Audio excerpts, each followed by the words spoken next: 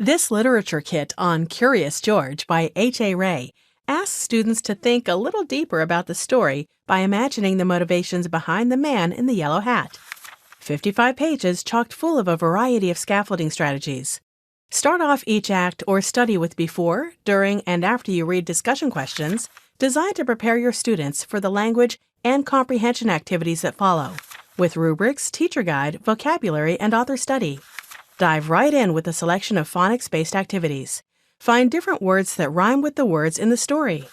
Move on to the word study section. Come up with different adjectives used in the book, then write a new sentence using these words. Test student comprehension of the story with a variety of activities. Answer multiple choice questions about George's adventures. Complete a reading response mini-book with writing and drawing activities. Students share their own opinions about taking animals out of their natural habitats. 6 additional writing tasks follow. Supplement an existing unit with in-depth writing tasks, such as writing a list of safety rules for George to follow so he can stay safe and out of trouble. A crossword and word search puzzle follow.